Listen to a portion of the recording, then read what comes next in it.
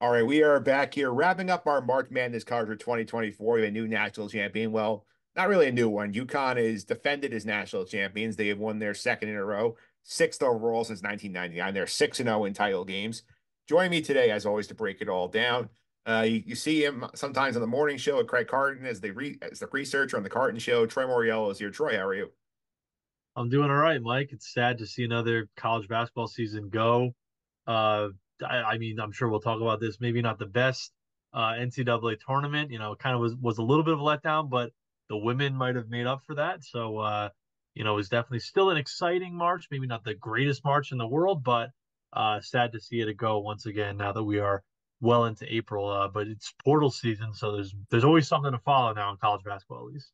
And the carousel is spinning of coaches. Exactly. Yeah. So there's always that, there's going to be news now for a while, which we didn't really get, at least with the portal, for the last until the last couple of years. So definitely excited about that.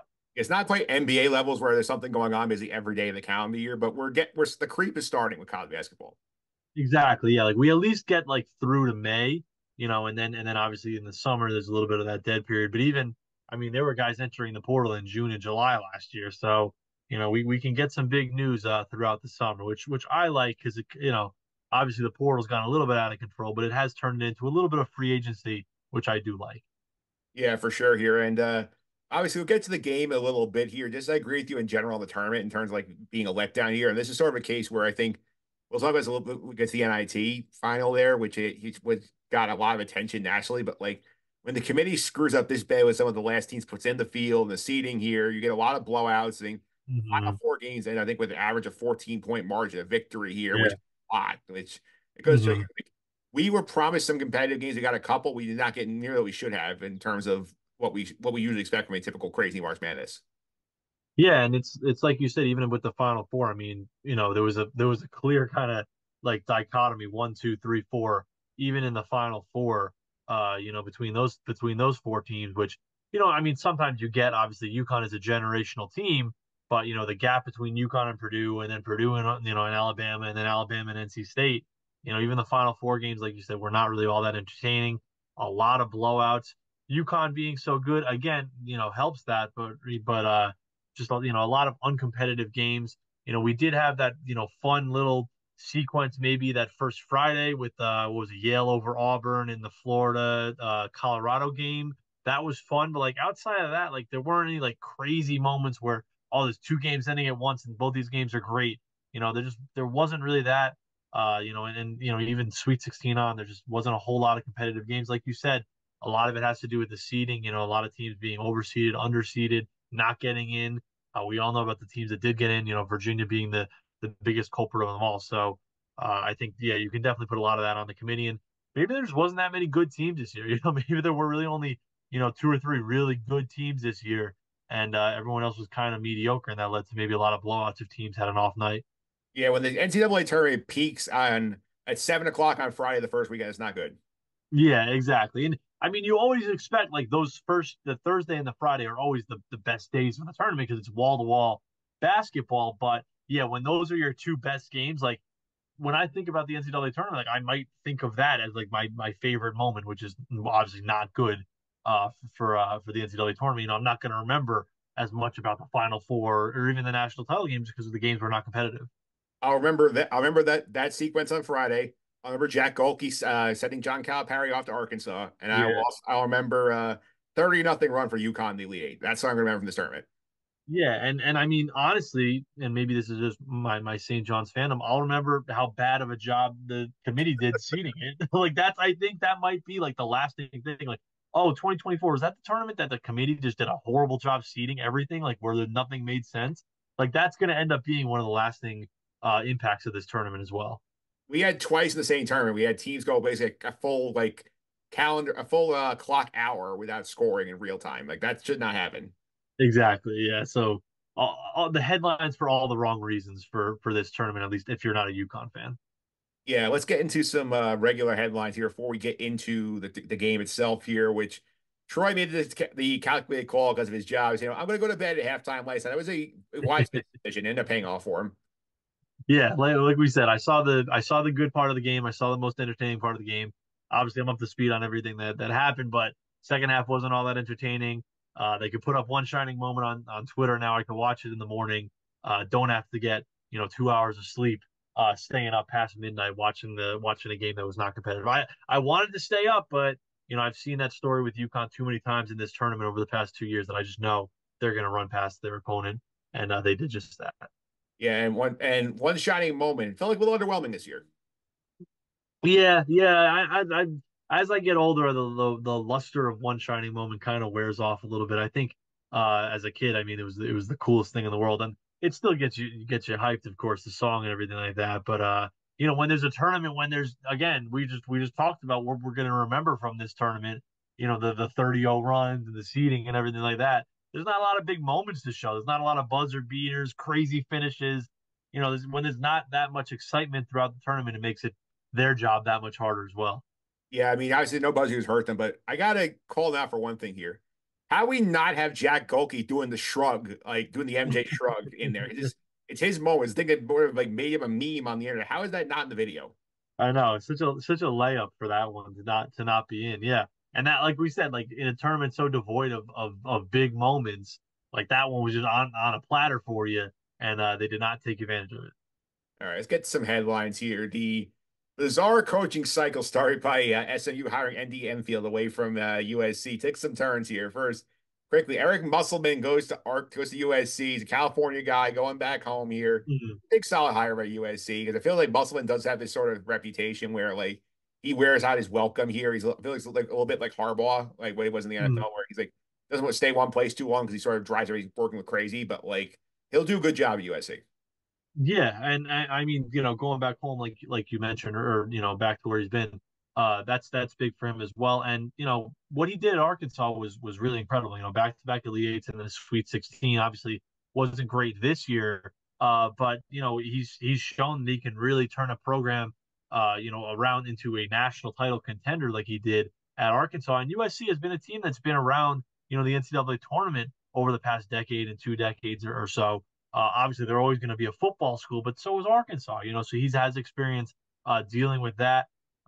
Going to a new conference and everything like that might be a little bit of a challenge. But a guy who has shown that he can kind of be that type of a program builder that can maybe take you from that next step. That you're a maybe perennial tournament team, but now you can be a team that goes on these deep runs into March. He did a great job in Arkansas, and yeah, I think it's a good hire. And obviously, it set into motion, the craziest hire of all.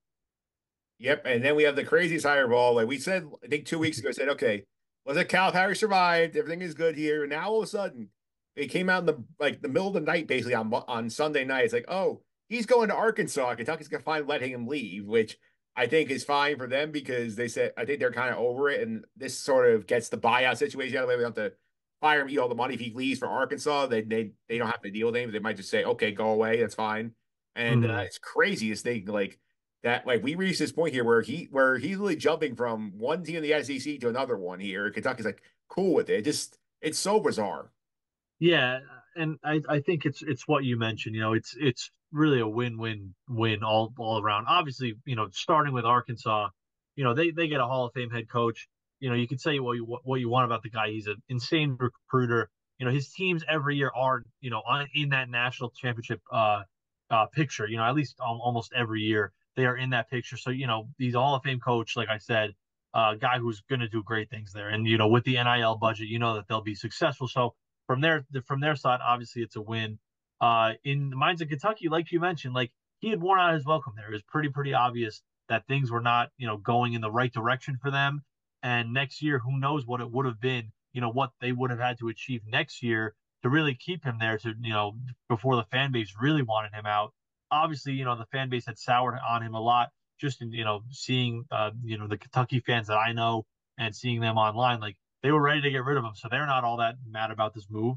And then in Cal's case, he gets to go from one great situation to another. He's going to have all this NIL money to spend at Arkansas. He's going to basically be able to get whatever recruit he wants to get, and he gets to leave Kentucky, with his dignity still somewhat intact. They don't have to, get rid of him or have this messy parting of ways.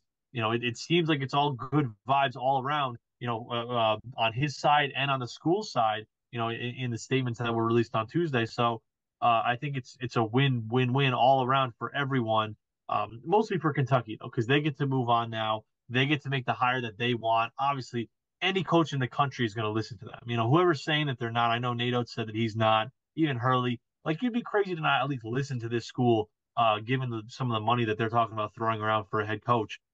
So they're going to be able to have their pick. Depends on who they actually get, but people are going to listen to them. And I just think it's a good situation for them to get rid of the guy who, like I said, had kind of worn out his welcome a little bit, and to get some new blood in there and to get a new voice in there.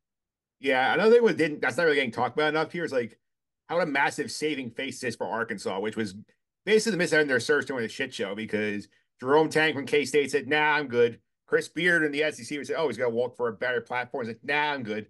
They're basically talking about we were talking about like bringing in a guy from Arkansas, Little Rock, who played at Arkansas. Talking about Yeah. bringing Will Wade back in the conference would have been a whole Uh-huh. can of worms, and now they get a guy who's won a national championship and bring a bunch of good recruits. So all because they had the guy from Tyson Chicken, who's a big Arkansas alum, decided to dip into his pocket here and help set this up. Yeah, yeah. I mean, think about that. Like, Cal was. I mean, obviously he's a big coach, but he might have been like option like D or E for for them. He's like their fourth or fifth option. They finally land on him.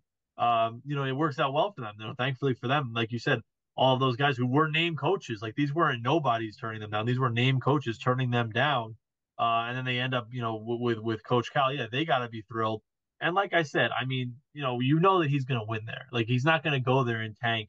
They're going to get some outstanding players with the NIL money that they have to throw around. So, in their case, getting a Hall of Fame level coach, it's absolutely worth it. And yeah, it really did work out for them. Yeah, now we got to talk about where Kentucky's going to look for a new coach because there are a lot of names in the work. Because obviously, Kentucky is probably one of the, if not the top job, one of the top three jobs in the sport to open up in the last few Mm-hmm. years. And they're sort of looking at this saying, okay, we have a lot of money to spend. We don't have to pay the buyout for Cal Paris. We have options to go here. So we've heard a lot of names. We've heard Scott Drew seems to be the top of their list right now. We've Mm-hmm. heard Bailey Donovan being linked from the NBA with the Bulls. He played there and he won 2 titles in Mm-hmm. Florida. We heard Dan Hurley, obviously. We heard Nate Oates, Mm-hmm. who said last night, "I'm not going." We heard Mm-hmm. we heard whispers like, "Do we unders here? Does Patino take the phone call if Kentucky calls him here?" So the crazy thing is here, I think that they have like big names here. It's like I think I would watch Scott Drew. I think that's my prediction for who ends up taking this job because I feel like Oates doesn't feel like a guy who wants to move in the SEC. I think Mm-hmm. Scott Drew has done what he can do with Baylor. I think he wants to step up. I think he's probably the guy. I think we take Hurley's word. He wants to build a dynasty at UConn. Exactly. I agree with you 100% with everything you said there about Scott Drew. I mean, guy who I think has the mentality, but what he's done at Baylor over the last 2 decades, has been absolutely incredible, and he's really achieved all that he's needed to achieve there. You know, I don't see Baylor becoming this like blue blood program anytime soon, but they are a team that's now a national title contender every single year, and he built that literally from the ground up. So there's not really a whole lot more for him to achieve. You talk about, someone like Danny Hurley, who is going for that three-peat, who, seems like he wants to keep turning UConn into this perennial, national title contender year after year after year, which they have been for the past, the 2 decades now. So like, he has a reason to stay. Nate Oates, like you said, has his reason to stay. He's building something at Alabama. So like, all these other candidates have those reasons to stay. For Scott Drew, it's kind of like I could see him going because he has achieved really everything that you could achieve at Baylor, won the national title. So I think, yeah, if I had to pick a guy right now, I think that would be my pick as well. Yeah, because plus don't forget where this program was when Scott Drew took it over. Like this was Exactly. they were riddled with the scandal where one player was murdering another one. Like they were Hmm. basically banned from like postseason play for 4 years. And he's done what he can do there. I think he's number one. I think Billy Donovan is interesting because Billy Donovan Yeah. obviously like he has the pedigree of winning 2 national championships in a row. He played at Kentucky, but Hmm. he went to the NBA. I don't know if he wants to come back in the NIL era. That's the question with him. I think the only other one I will watch here, I feel like if they get rebuffed by enough of the high tier guys, I don't think they will. Then I think Hmm. the phone call might go out to Patino because they might want somebody to say, okay, let's just get a guy we know can win. He'll win here. And oh, you know this. Patino will not hang up the phone if Kentucky calls him. Exactly. Yeah. I mean, he would be crazy not to take the phone call. Rick Pitino obviously has been doing this for a long, long time. He knows where the money is, and if that phone call did come, like, as a St. John's fan, you see the St. John's thing right behind me here.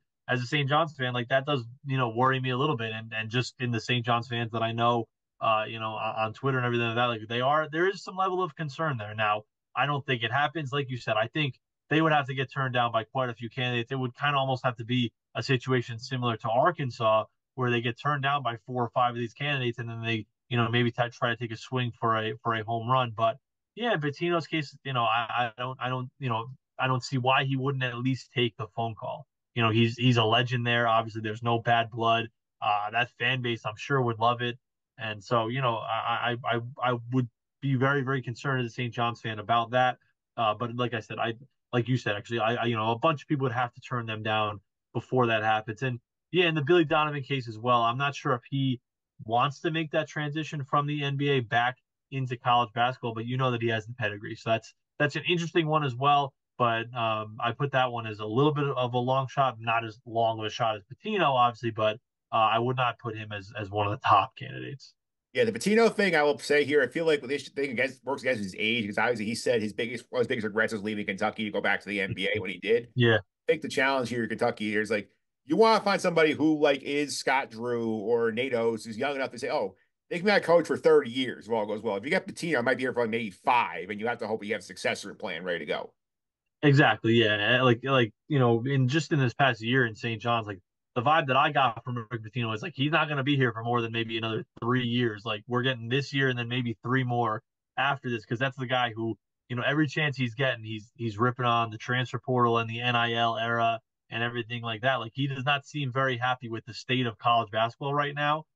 So to get a guy like you said to bring Kentucky back to prominence and to be winning national titles year after year, Patino could, be that guy, but it's not the long-term answer. He's not going to be someone that's going to be your next Calipari who's there for 15, 20 years, because of his age, and especially the factor of having to move, from New York to Kentucky again. So yeah, I don't know if that kind of hinders the attractiveness of Rick Pitino as well. That yeah, you could be this national title contender for 2 or 3 years, but then kind of what's next? Whereas the job he's at now in St. John's, the goal is kind of to build something up from, again, the ground up and hopefully pass the reins on to someone else. Whereas Kentucky, you don't really have to do that because you're already in, the national spotlight year after year. It's just becoming a national title contender again, which, these coaches that we talked about, they can all kind of do that already. Yeah, for sure. Let's go to a couple other things here I want to touch on before we get to the actual game. We agree. I think we can put it in the back burner a little because the title game was a snoozer, and I covered the Final Four on Monday, so I don't think we need to go into that again. But Yeah, I agree with you.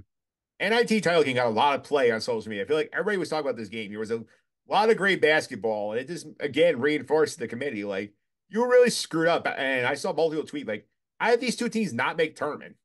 Yeah, and I think we talked about it. I had said to people, and I heard from a bunch of people like that should have been a first four game. That was a perfect first four game.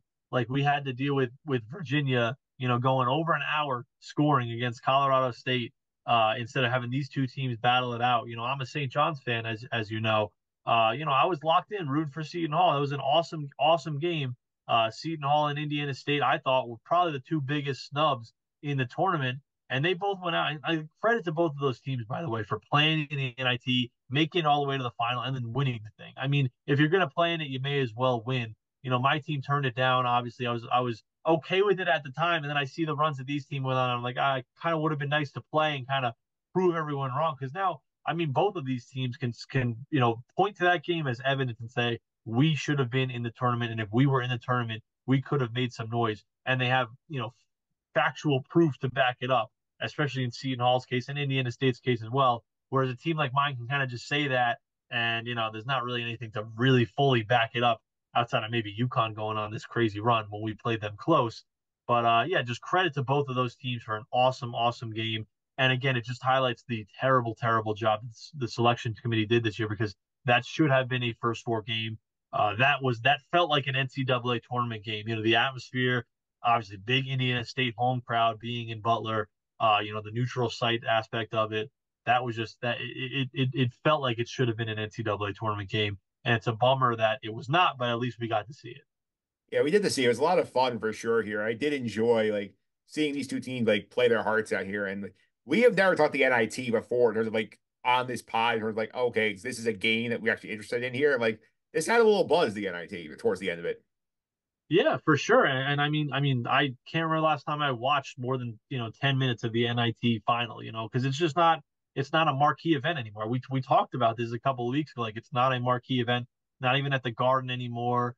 They play it in Butler, and yet I was locked into this because those were two teams that I felt like should have been in the NCAA tournament. So it kind of the selection committee's mistakes kind of worked out in the NIT's favor because they got a legitimate title game between two teams that felt like they should have been tournament teams. Yep. And it led to obviously the end of the coaching tenure here for Josh Schertz at Indiana State here. And they were not happy that he left here. So we're gonna go look at their release on Twitter here when they you know how like Troy works here when programs leave when coaches leave for somewhere else, like they always put these generically it's like, oh, like Yeah. thank you for your service, thank you for your time here, like all your effort, Uh, work, it's so great. Like you did best of luck in the future here. Here's what Indiana State had to say in their tweet. Head coach Josh Schertz declines contract extension, resigns to Indiana State's men's basketball head coach. Thank you for your efforts over the last 3 years, the Sycamores coach. Excellent. Like, I'm like, that is salty AF. yeah, for sure. And I mean, again, you never see that. Usually, it's all positive, good vibes. Yeah, I mean, I guess credit to them for doing that because that takes some stones as the I guess the athletic the director who puts that out. And that was a weird move for him. I thought at least kind of a not necessarily a lateral move, but not maybe the step up that he could have gotten. I guess he was trying to bank on that 1 year of great success at Indiana State. But yeah, I mean, credit to them for putting that out because, like I said, that takes something to do. You never see that in those type of press conferences, in those type of press releases. It takes cojones. Yeah, for sure to do that because I mean, you could say it's not classy or anything like that, but like those things are always fake anyways. Even when you're firing a guy now, you have to what do uh Or, terminates or you yeah, can't use the right word. yeah, Like they agreed to go ahead. part. Yeah, agree to part ways. Yeah, exactly. Yeah, like you can't even say fired. You got to list all the accomplishments when you know that you were getting rid of the guy. So credit to them for being real about it and just putting out how they felt. Yeah, I did think it's funny you're sure because usually like this either comes to like if you actually are really grateful to the coach when they move on, they you put the flowery thing out, or like you're not happy that way. They kind of just say nothing and kind of like, Yeah, oh, here's our new coach. That's kind of exactly, the other options pursued. exactly. Yeah, I respect it. That's a tough move. Yep. And we'll also go here to the women's tournament for a little bit here. We had a lot Yeah. of fun with the women's tournament down the stretch here. We had some crazy drama in the Final Four with UConn and Iowa there at the end with the moving screen heard around the world here. So Mhm. you asked the game. Was that a foul in your opinion? It said you would have called there. It was a foul. I like in real time. I didn't think so. Even the replay that they showed on the game broadcast, I really didn't think so. Saw some replays on Twitter. It did look like it was a foul. I don't think you call it there though. I think you let them play. That's a game between two awesome teams, two awesome players. You let the players decide the game in that situation, unless it's an egregious foul. And like I said, it was a foul. Like in another part of the game, I think you do call that. And I know people say, "Oh, you can't change how officiate the game based on the time of where you're at in the game." But in that situation, it was not an egregious foul. I think you let them play on. Let the teams decide it. And I don't think you call that there, in my opinion. Yeah, I think I agree with you in the sense of like the game had not been called like that the whole way through here. And Yeah. Hmm. that's if like they've been doing that all game, say, okay, fine, that's something that's been established. Uh-huh. Like my issue is more not like that. I mean, you look at the replays, it is a foul. It's that like you hadn't called it all game and now you decided to call it. Like that makes you look a little shady. Like, oh, we wanted Caitlin Clark for the title game. Yeah, exactly. And that adds to it as well, knowing that, I mean, UConn, South Carolina would have been a marquee game as well, but it's not getting what the 18 million that Iowa, South Carolina is getting. So that adds to it as well, the aspect of, oh, they wanted Caitlin Clark in the national title game. But yeah, I think you let the players decide it there. And, unless it's like I said, unless it's an egregious foul, which this was not, I think you let them play. Yeah, I think so too. Here, another thing I want to touch on before we get to the title game ratings here is like, what did you make of all of like these like former like UConn alums who were on these broadcasts and like the previous like record holder for women's college basketball scoring, all basically like, taking pot shots at Caitlin Clark over the weekend. It was like it made like you had a couple of the UConn former UConn stars like Diana Taurasi or Brianna Stewart. It's like, oh, she's entitled to be in our weight class. And then we had like I think Diana Taurasi like she has to play. She's not playing against 18-year-olds anymore. She goes to the next level here. And like Mm-hmm. yeah, like the woman like I forget what her name was, but like I actually brought her out to campus to promote like, hey, this is the previous record where Caitlin Clark is passing.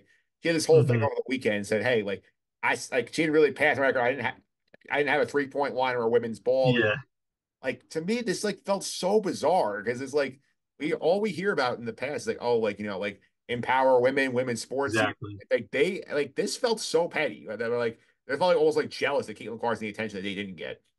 No, you're 100% right. And we finally have a women's tournament and mainstream interest in women's college sports, which there's been interest, sure, but never to this level as we're going to talk about. And yet we have the people tearing them down are other women. It bothers me a lot. You hit the nail on the head there. This should be a celebration.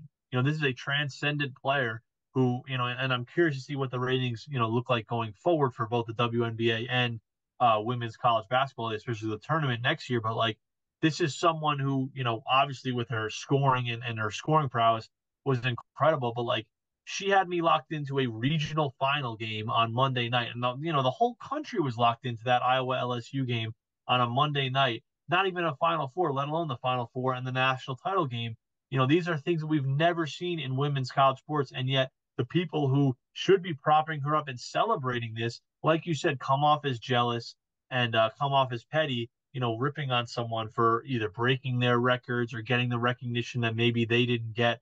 It should have been a full on celebration, and it just was not that. And it's a shame because, like I said, this is a transcendent player both on and off the court.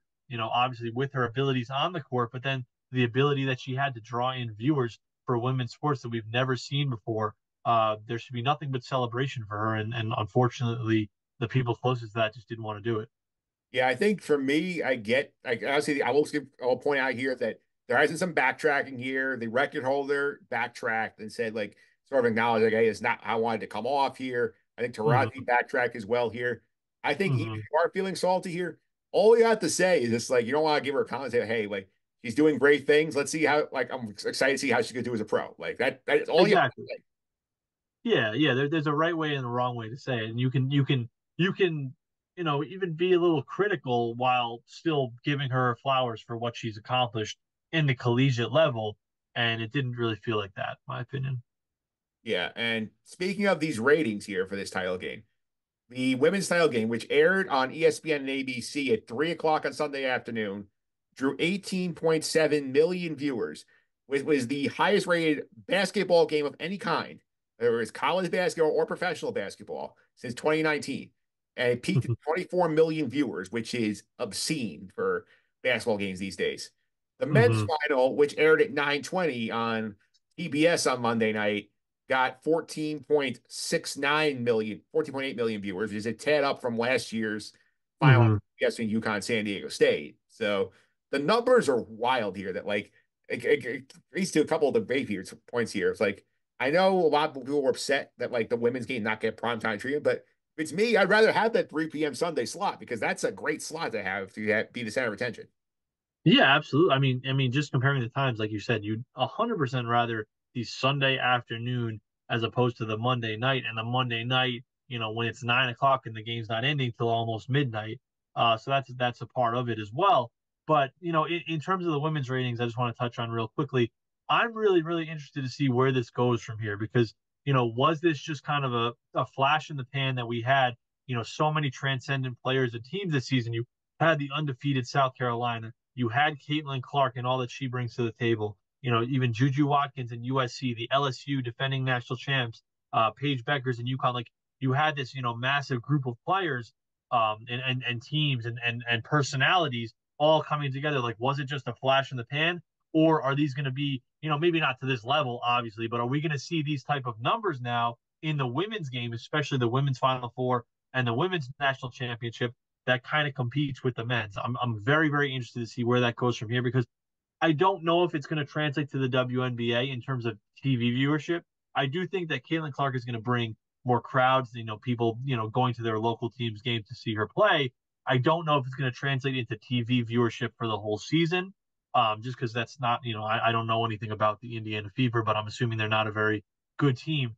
But so I don't know if that's going to translate to the WNBA, but I'm curious to see where that goes with the women's ratings. And like you said, the men could take a page out of that playbook and maybe start their national title game at a better time, at a time that works for the entire country. Because we talked about this before in terms of the men's start time.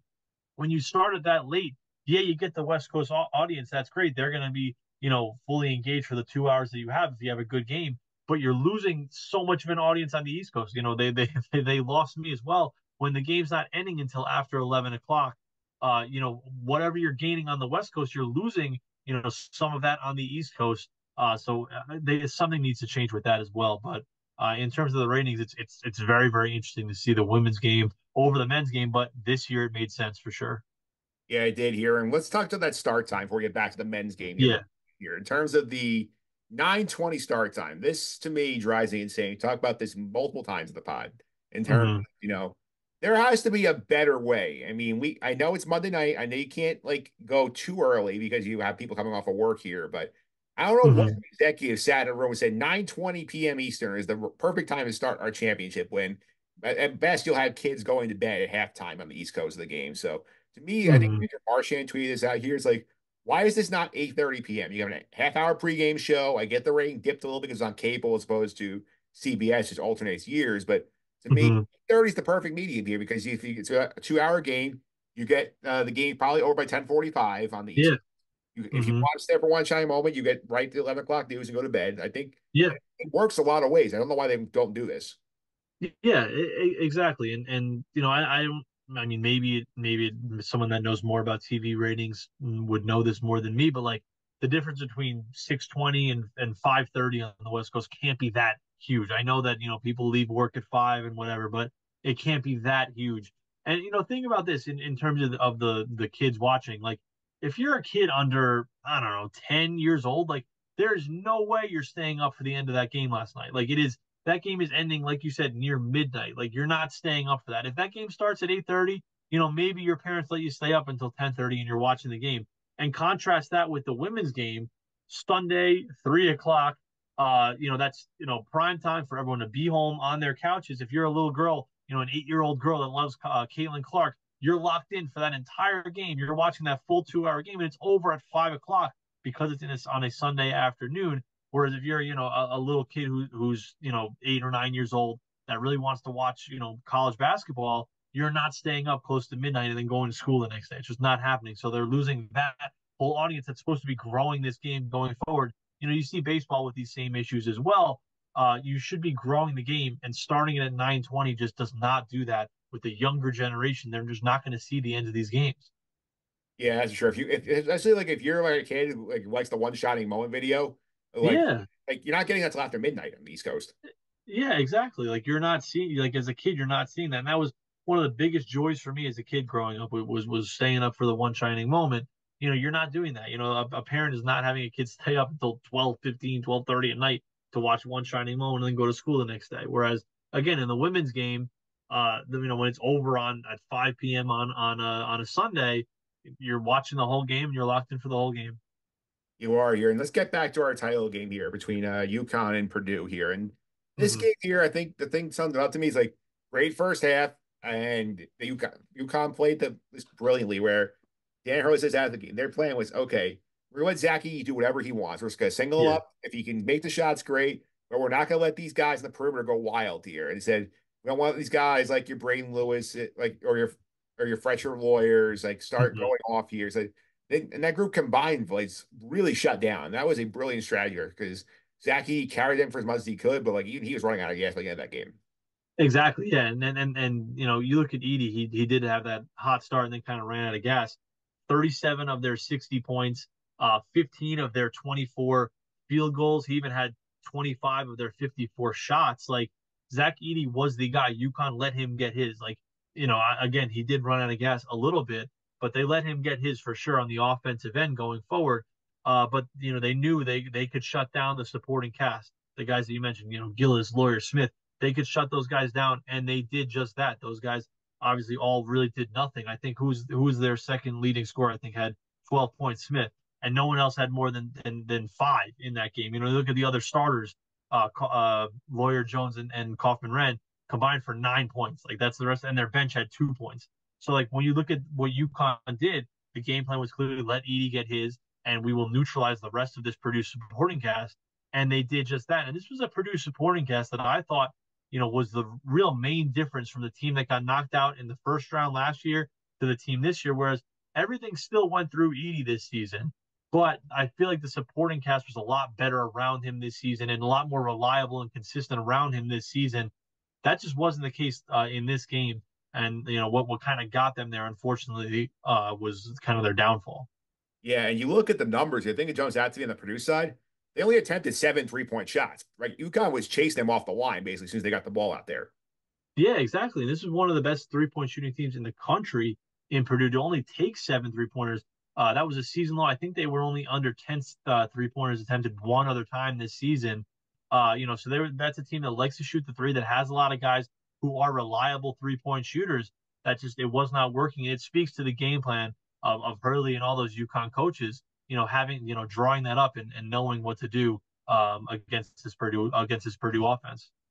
Yeah, and before we move on to the legacy stuff here, I want to give a shout out to Zach Edey for like his dominance in the NCAA tournament here. I mean, obviously, he finished the tournament with 29.5 points per game, 14.5 rebounds per game. And the incredible thing here, people don't appreciate enough unless you actually watch the game. He averaged 35.7 minutes per game, which is a lot for a guy of his size. Because a lot of those guys, I think Donovan Clinton was only playing like 29 minutes a game at most. And he's out there basically every minute of every game and still making an impact. It's very impressive. Exactly. And I don't know how you could discredit Zach Edey. I mean, maybe he won't be incredibly successful on the next level. I don't know. And I guess we're going to find out. But when you look at what Edey has done and people saying, he's just a dominant force because of his size, again, they're not watching the games because Zach Edey, maybe you could have said that about him, in his first couple of years, but especially this year, like he was a very, very polished offensive player. He was great on the defensive end. That game against Tennessee was Dalton Knecht against Zach Edey, basically going shot for shot, down on each end of the court. Like Edey was a transcendent college basketball player, and someone who I really enjoyed watching, especially this season. And obviously he has the height, and he's going to have his distractors, and I don't know where he's going to go on the next level. But in terms of a college basketball player, that's one of the greatest that we'll see, at least of this generation. Yeah, I'm looking at their game log also for the season here. Like, I think they played like 39 games this year is the total. Mm-hmm. He only had Mm-hmm. 4 fouls in the game 4 times. He was Mm-hmm. Yeah, unbelievable. exactly. Speaks to the kind of defensive player that he was. He was not just an offensive player. He was altering shots, of course, on the defensive end. Yeah, a guy who really was able to do it. Also, yeah, hats off to Zach Edey on was a really awesome career.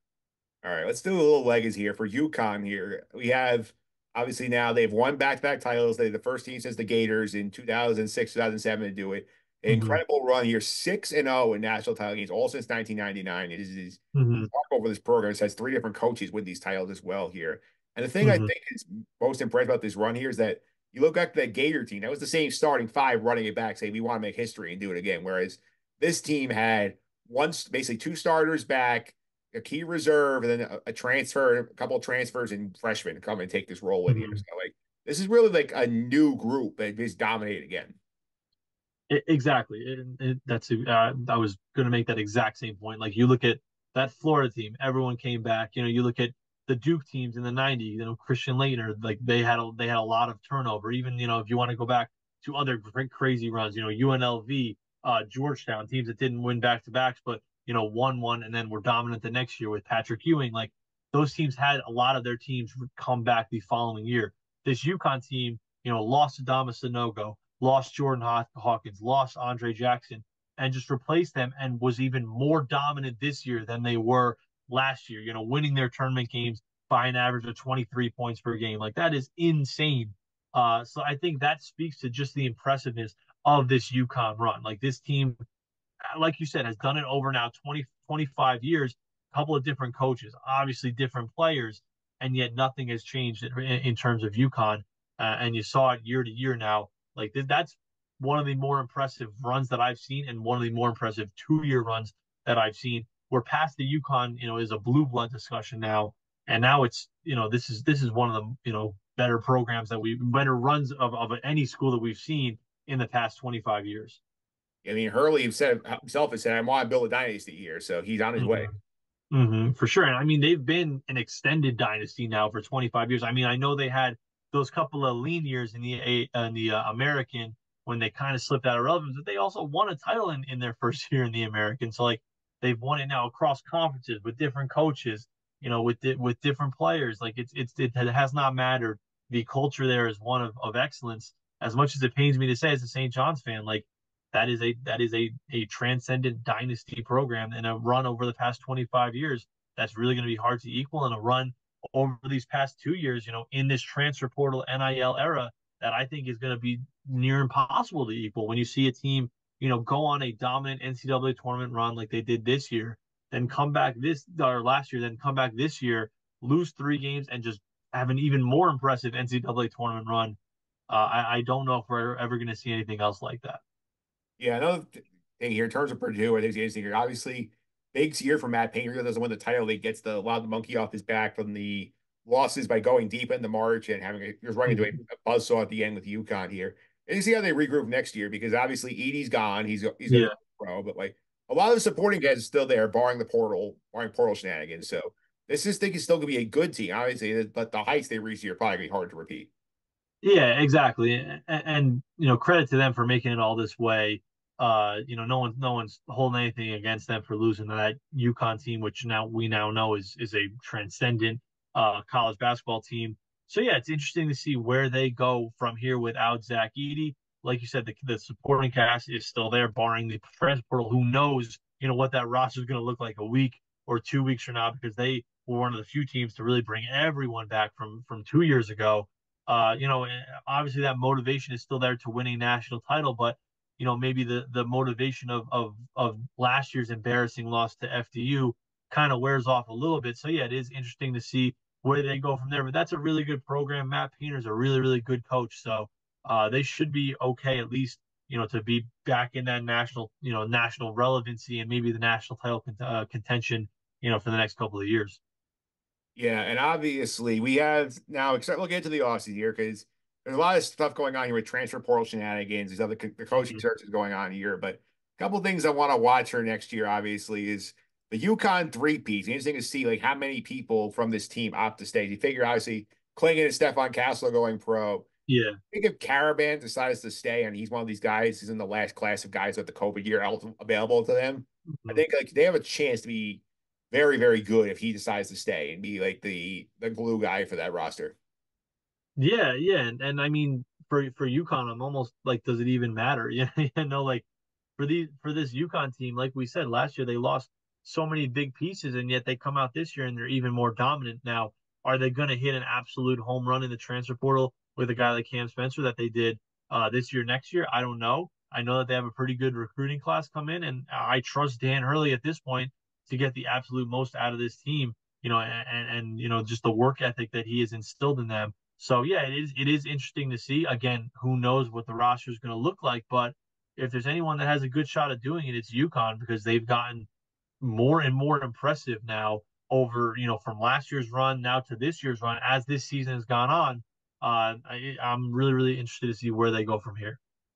Thing here, a lot of people can project Duke #1 here. We haven't had a dominant, like dynamic #1 overall freshman come into the college game in a while. Cooper Flash will be fun next year to watch. Yeah, for sure. I mean, you could maybe make the case the most, hyped freshman since maybe Zion. I would say, that was 5 years ago now. College basketball needs that. College basketball, as we said, with the transfer portal and NIL and guys, who really have no reason to leave schools, leaving schools, for more money or better opportunities elsewhere. College basketball needs those stars. They need stars who are associated with teams, because you're not really going to get the 4 year players anymore in the sport. So, you're going to get those stars from crazy impact freshmen. So hopefully Cooper Flag can kind of take that mantle at Duke. maybe become that next like hated Duke player, and can kind of bring the sport back into where it's at least talked about year round and not in just in March like we've seen over the past couple of years. Yeah, and the last thing here, note here, keep an eye on when we're the transfer as well. It's like this is the final year where we have the COVID year shenanigans where Hmm. everybody was a freshman in 2020, 2021, now has that bonus year. Who, if you Hmm. made it through, as a senior here. There are a bunch of notable guys still have the option available. I think like Hunter Dickinson has that option available. Caravan we mentioned before here. You have Ryan Kalkbrenner has the option available to him. Like there are some big names we might get one last time. And after that, we finally get the sport back in the normal cycle of 4 years and maybe a grad year. Yeah, yeah, for sure. So that'll be interesting to see those decisions as well. And I mean, next year, let's hope that the transfer portal. I mean, we've talked about this before, but let's hope that the portal gets pushed back to tonight, like opening up tonight or last night, at midnight or something like that, or today. Hopefully that is the case as well, so we can get some kind of normalcy back in our college basketball off season as well, so we don't have teams rebuilding their rosters while March Madness is still going on. So I'm looking forward to that next offseason as well. Maybe the NCAA can make that change, although it is the NCAA, so I'm not really holding my breath on that one. I wouldn't either. Troy, thanks again for all the time. Always fun going through March Madness with you here. And can't believe it's already over. But people want to follow on social media, keep up with some of your thoughts. How can they do that? For sure, Mike. It's always a pleasure. You can follow me on Twitter at Troy Mauriello, Mauriello. Big St. John's fan. So if you're a St. John's fan, definitely check me out on social media. Yeah, right now I feel like the focus here, as long as Rick doesn't leave for Kentucky, here is we got a lot of portaling. Yeah, it would be really nice if Kentucky just like announces who they're interviewing, and Rick is not on that list, and then one of those guys says yes, right away, and it's not a big deal, and we don't have to deal with these shenanigans for a couple of weeks where we're worried if we're gonna lose our guy Rick. So yeah, hopefully Kentucky can just figure out that coaching search really really quickly, and we can move on to trying to rebuild our roster for next year. Yeah, and speaking of portaling here, I think it's interesting here to track. Like one thing that's interesting is that St. John has two guys in Jordan Dingle and Chris Ledlum Yeah. who are in the Ivy League did not even have a 2020-21 season. They're hoping they're appealing to get the COVID year approved for them because they're arguing, hey, like we just because we didn't play a season doesn't mean we should be excluded. So interesting to see how the NCAA rules on them. Yeah, yeah. From what I've heard, it seems like a little bit of a long shot. Guys in similar situations in the past have had them turned down, but who knows? Maybe if the NCAA again, there's no rhyme or reason to any of these things, so maybe St. John's gets lucky, and yeah, having those two guys back for one more year would be awesome. Dingle was a guy who got off to a really slow start, but I think was really their second best player throughout that whole run that they had at the end of the year, and Ledlum is an awesome rebounder and is a guy who obviously you would love to have back as well. So if St. John's can get lucky and maybe get both of them back, it's a huge boost for next year.